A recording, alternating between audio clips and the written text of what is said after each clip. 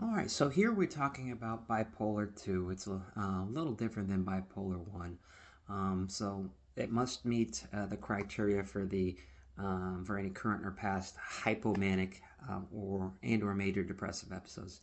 For bipolar 2, unlike bipolar 1, you do have to have that hypomanic episode and the depressive episode as well. Bipolar 1, you just need the manic episode. Hypomanic is a um, less severe than manic episode. And I'll explain that a little later.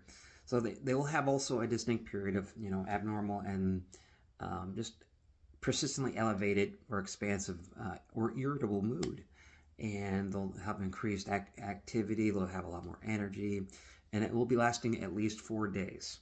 And during those 4 days, these symptoms are present most of the day, nearly every day of those 4 days. And duration is very important when it comes to that. They'll have to have three or more of the following symptoms, and four if it's an irritable mood that they have. So it'll be an inflated sense of self-esteem and grandiosity, decreased need for sleep.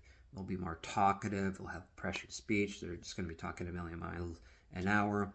They'll have a flight of ideas. They're just going to have one after the other. It's like the hose has been turned on and they're just going. They'll be easily distracted. They'll have increasing goal-directed activity. They can take on the world. They can do anything. They'll also have excessive involvement in activities that may cause risk, like, maybe shopping too much, maybe selling your car and, putting it into some crypto all of a sudden, things that just wouldn't make sense to a normal person without actual thought and planning, or even drug use and risky sex activity. It'll be noticeable to other people.